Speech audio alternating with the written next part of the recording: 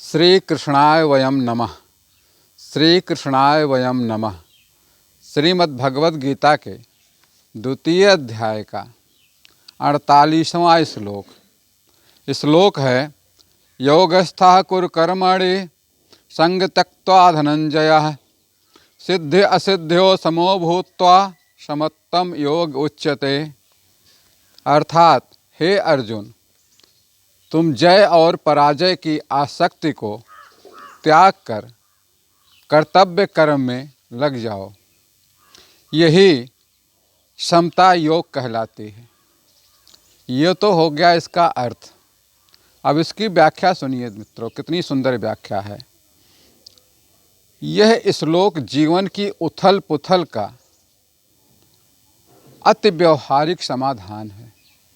इसमें भगवान कृष्ण अर्जुन से कह रहे हैं, हे अर्जुन, तुम सफलता और असफलता की आसक्ति को त्याग कर दृढ़ता से अपने कर्तव्य का पालन करो। तुम्हारा कर्तव्य ही तुम्हारा कर्म है, उसका पालन करो। यही समभाव योग कहलाता है। समता का भाव जो हमें सभी परिस्थितियों को शांतिपूर्वक स्वीकार करने के योग्य बनाता है। और यह इतना प्रशंसनीय है कि भगवान कृष्ण ने इसको योग का नाम दिया है, अर्थात भगवान के साथ एकत्व होना बताया है। जब आप हर परिस्थिति में, हर हालात में समान भाव रखते हैं, आसक्ति नहीं रखते, परेशान नहीं होते, दुखी नहीं होते बुरे कर्मों में, वो अपने गलत समय में परिस्थितियाँ, जब हालात आपके बस में ना हो, स्थिर ना हो, तब आप परेशान नहीं होते हैं और अच्छी बीजें मिल गई, जीत मिल गई, अच्छा कुछ हासिल हो गया, तो उस समय अत्यंत उल्लास में नहीं आते, अहंकार नहीं आता है। तो ये समान भाव होता है, यह भगवान से एकत्व कराता है। यदि हम यश और अपयश, सफलता और असफलता, सुख और दुख, हानि और लाभ को समान रूप से भगवान की इच्छा मानकर ग्रहण करना सीख लेते हैं, तब हमारे अंदर हृदय में समभाव विकसित होता है।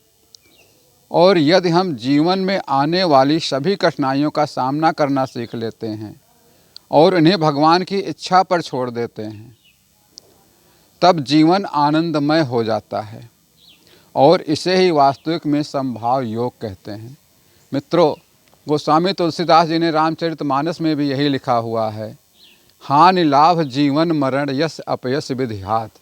तो हमें इसको विधाता के हाथ में छोड़ देना चाहिए कि जो प्रभु की इच्छा होगी, जो ईश्वर की इच्छा होगी, जो भगवान वासुदेव की इच्छा होगी, वही होगा और वो हमारे लिए अच्छा ही होगा। कई दफ़ा होता है कि हम बुरी परेशानियों में फंस जाते हैं, परिस्थितियां हमारे अनुकूल नहीं हो पाती हैं। हम कह देते हैं भगवान ने हमारे साथ बहुत बुरा किया, और जब बड़ा अच्छा काम करते हैं, कुछ भी बहुत अच्छा हो जाता है, विजय मिल जाती है, कहीं धन दौलत मिल गया, कुछ मिल गया, तो हम सोचते हैं ऐसे हमने किया है, अपना देश देते हैं। इनको दोनों को हमें ईश्वर को अर्पण करना है। श्री कृष्ण अर्पणमस्तु। कुछ भी हो, अच्छा से अच्छा हो तो भगवान श्री कृष्ण के लिए है, बुरे से बुरा हो रहा है तो भी भगवान कृष्ण की इच्छा मानकर मनते हैं। तो हमें कभी दिक्कत नहीं आएगी, परेशानी नहीं आएगी, समान भाव रहेगा और ईश्वर में ध्यान लगता रहेगा। जब ईश्वर में ध्यान लगता है तो हमेशा शांति, आनंद, कुशल, अनंत असीम आनंद प्राप्त होता है। तो हमेशा इस असीम आनंद में रहने का प्रयास किया जाए। बस आज के लिए इतना ही। कल फिर मिलेंगे, तब तक के लिए श्री कृष्ण शरणम मम। श्री कृष्ण शरणम मम।